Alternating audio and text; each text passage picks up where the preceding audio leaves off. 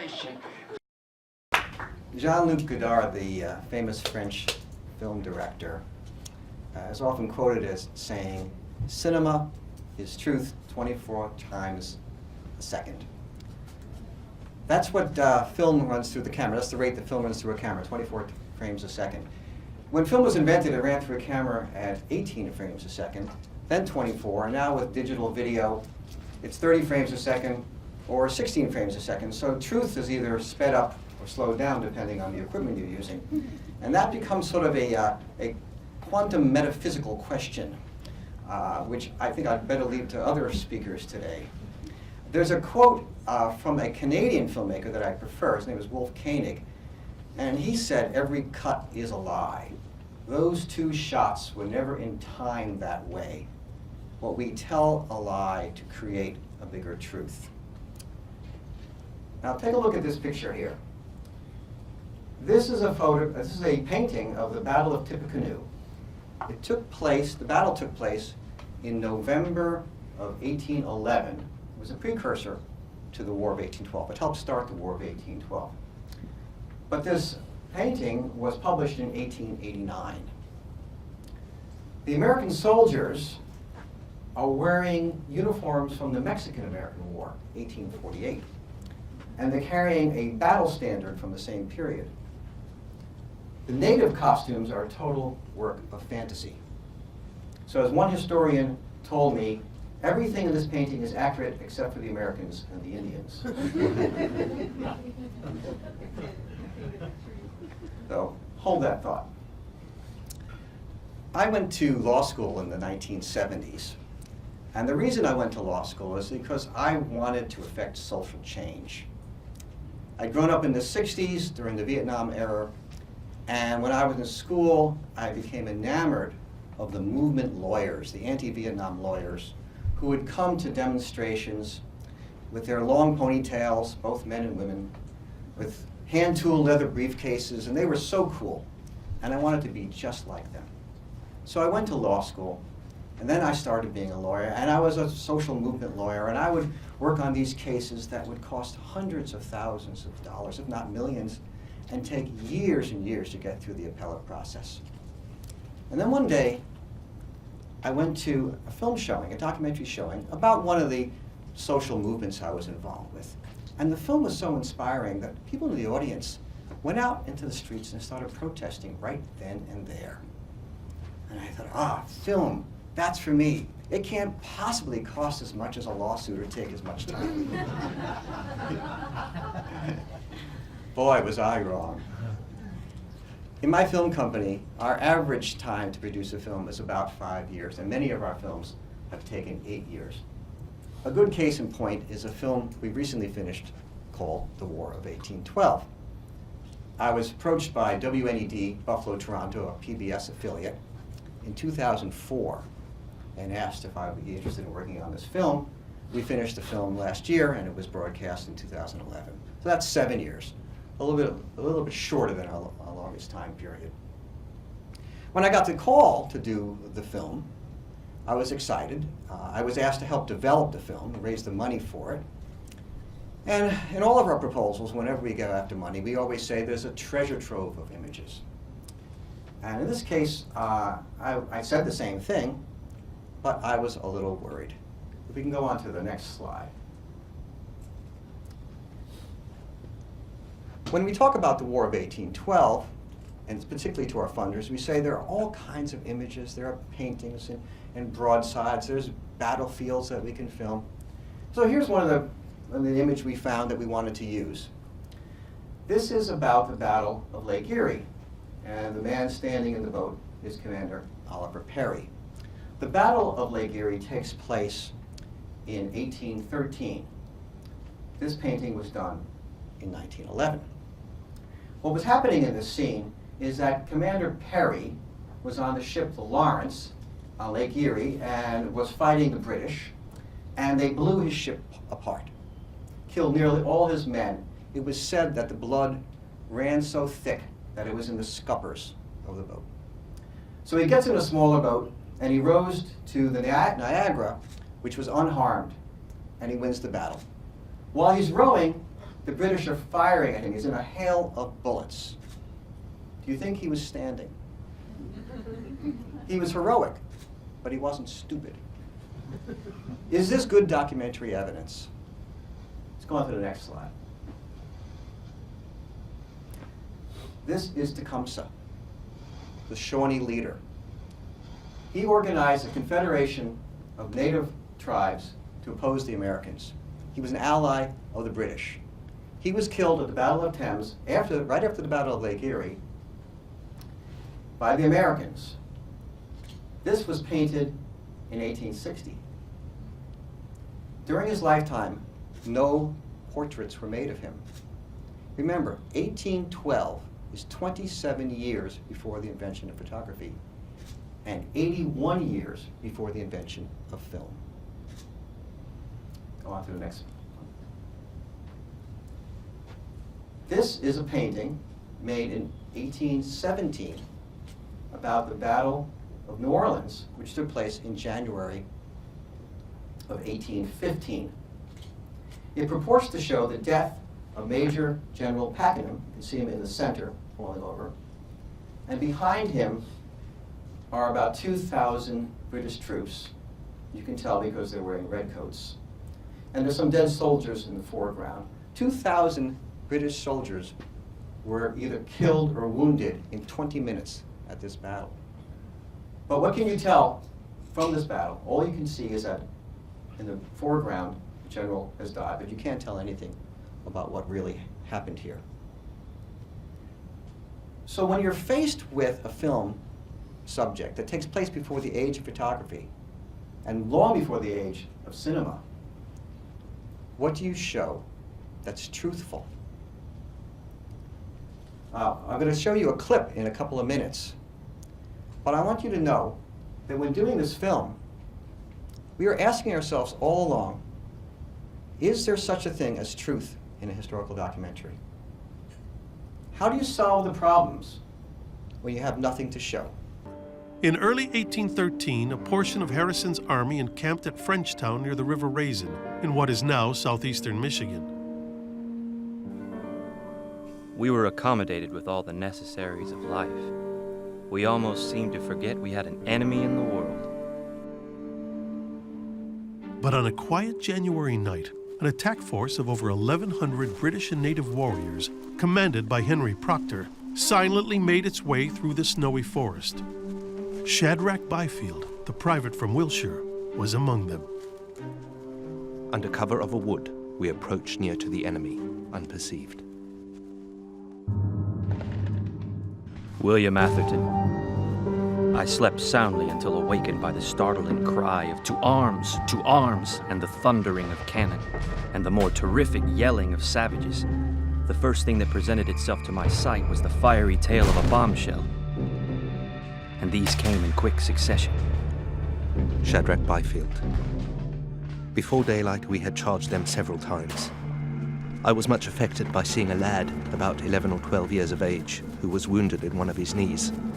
The little fellow's cries from the pain of his wound, his crying after his dear mother and saying he should die, were so affecting that it was not soon forgotten by me. Then I received a musket ball under my ear and fell. My comrade exclaimed, "Byfield is dead." And I thought to myself, is this death? But the British and native forces soon overwhelmed the Americans. Colonel Proctor, who had no combat experience, simply marched away, leaving 80 wounded prisoners to his Indian allies. And the native warriors, long enraged by Harrison's brutality, were not in a merciful mood.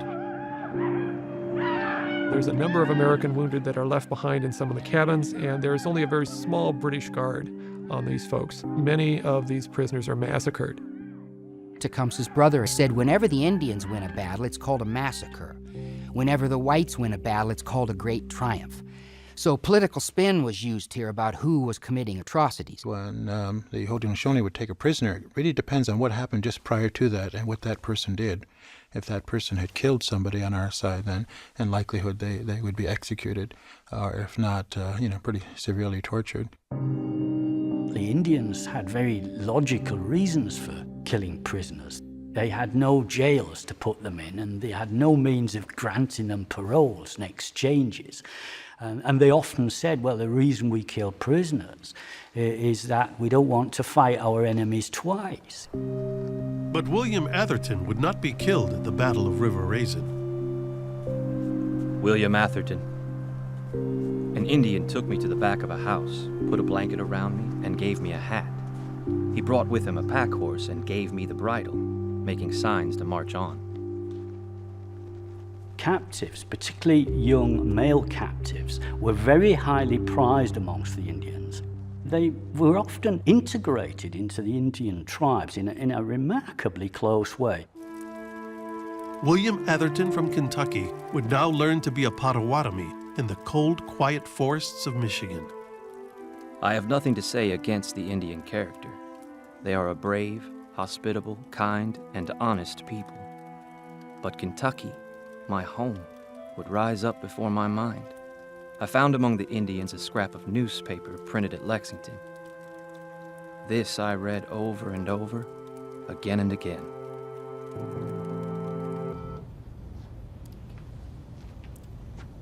In this clip, you see several reenactors. What we're up against here is trying to do something that Hollywood does probably a lot better, but we were doing it a lot cheaper.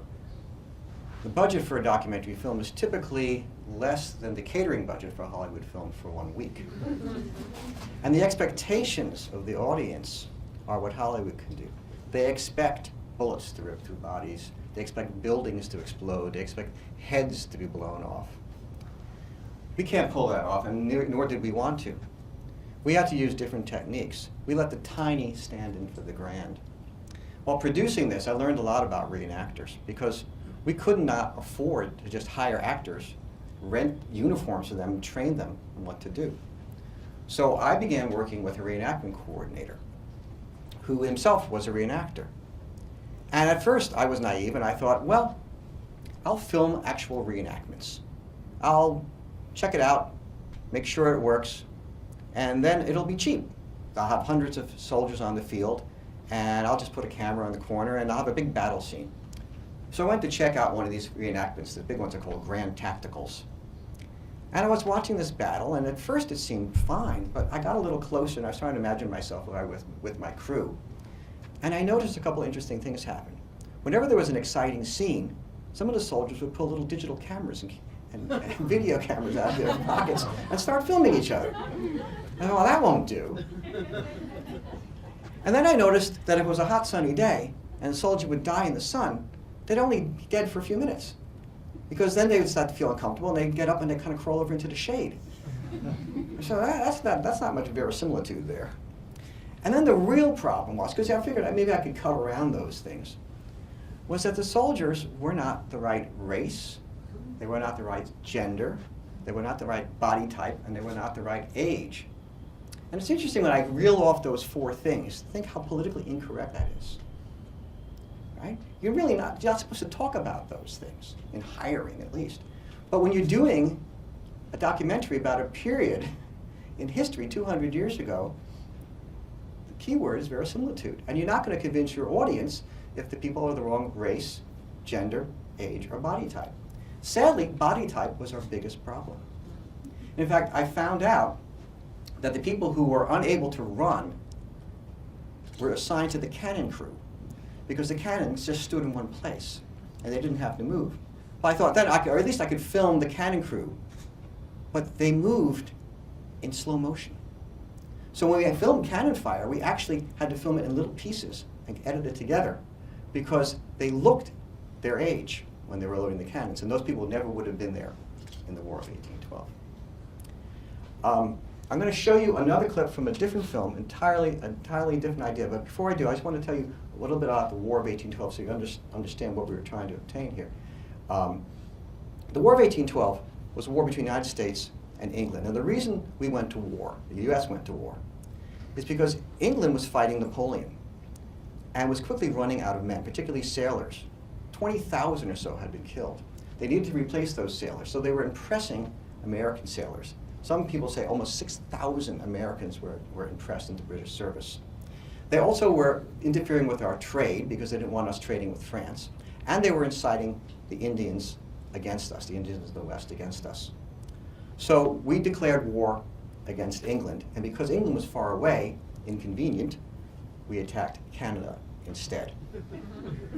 Now, when I got the call about doing this film back in 2004, and I started reading up on the film, on the subject, to me it sounded like current events. Because at the time, Thomas Jefferson, who was the president who preceded Madison, who declared war, said that taking Canada would be a mere matter of marching, that the Canadian citizens would welcome us with open arms. It turned out that our intelligence about the strength and the kind of weapons that the British had in Canada were completely wrong, and that we were totally unprepared for this war. Does that sound familiar? People always ask me, who won the war? And there really is no answer. The British say they won the war because they didn't lose Canada. And the Americans say they won the war because they didn't lose America. And the Canadians say they won the war because they repelled the Americans. And the Indians say they lost the war because they lost all their land. And the only thing that I know is true about those four statements is that the Indians did lose their land. Now I'm going to show you a clip now. Don't show it yet, but I just want to explain what it is. From a completely different film, but from the same era. And we had a similar problem. This is a film about John James Audubon. And I made this for the American Masters series on PBS. Audubon was a famous bird painter. I didn't have exactly the same problem of what to show, because he did thousands and thousands of paintings of birds. And we had a watchword in the editing room. If we couldn't cut to a painting, we could cut to a bird. And if we couldn't cut to a bird, we can cut to a landscape. But when it came to telling his personal story, there were no pictures. He died in 1851. Only 1 or 2 pictures were taken of him in his lifetime. But there was something else. His stories were hard to illustrate. It was one thing to just show a painting or a bird, but it's another thing to tell a story. So I'm going to show you a clip now about his story of the passenger pigeons. In the summer of 1816, the crops froze 3 times and failed. People went hungry. At least there was to be one thing to eat that summer. A flock of passenger pigeons was about to come through Kentucky. A flock of over 1 billion birds. I arrived 2 hours before sunset. Everything was ready and all eyes were gazing on the clear sky. Suddenly there burst forth a general cry of, "Here they come!" The pigeons are coming in by the thousands. They sit down on the branches snap, and they fall on the birds sitting beneath them, knocking them out. There's such a din that you can't even hear people shooting. You just see the fire around you. This general mayhem. It was a scene of uproar and confusion. The pigeons were constantly coming, and it was past midnight before I perceived a decrease in the number. For a week or more, the population fed on no other flesh than that of pigeons. Audubon gives us a graphic picture of a bloodbath that really makes us think too about what's going on there. People unacquainted with these birds might naturally conclude that such dreadful havoc would soon put an end to the species. But I have satisfied myself that nothing but the gradual diminution of our forests can accomplish their decrease.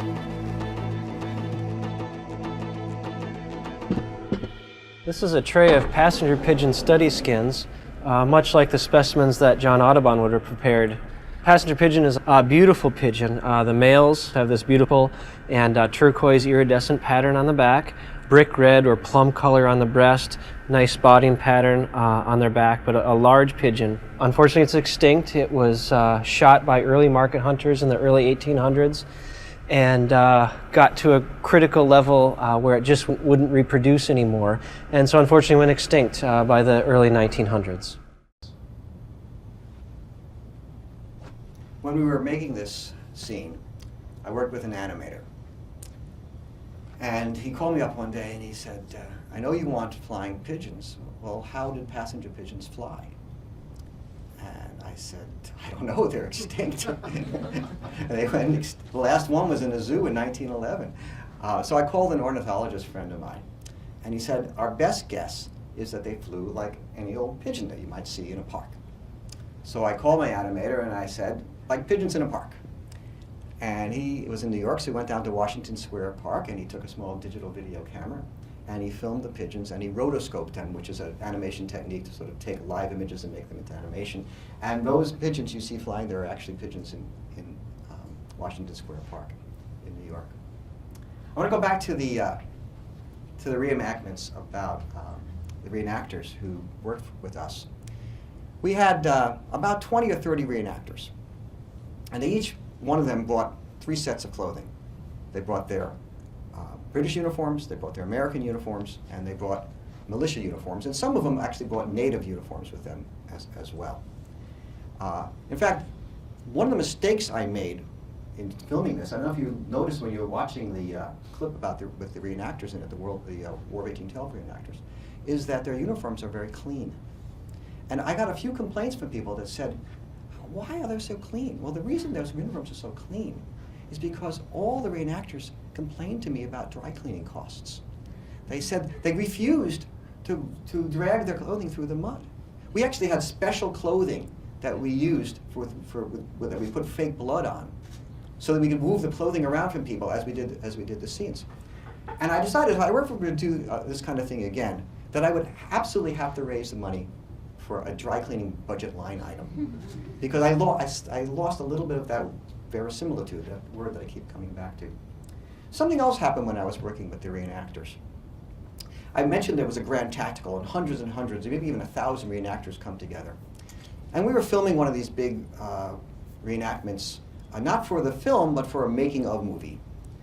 And one of the reenactors waved me over. He said, I want you to meet these guys. Come over and meet these guys. It's really important. So I went over and meet a group of guys who were standing around. And one of them said, I want to talk to you. And I said, what's it about? He said, well, see these wounds on my head? I said, yeah. He says, those are from the Vietnam War. I have severe head wounds from the Vietnam War. And the other guy said, yeah, I've got this wound over here, I got this wound over here. We're Vietnam vets, they said. I said, oh, I don't understand.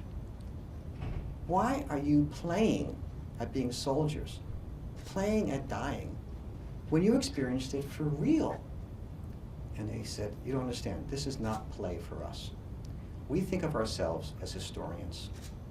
And when we are reenactors and we're doing a battle scene, we're trying to feel what it was like to have empathy for those soldiers 200 years ago. We want to wear the heavy woolen clothing that they wore. We want to eat that hardtack. We want to carry that musket. We want to sleep in a tent in the rain.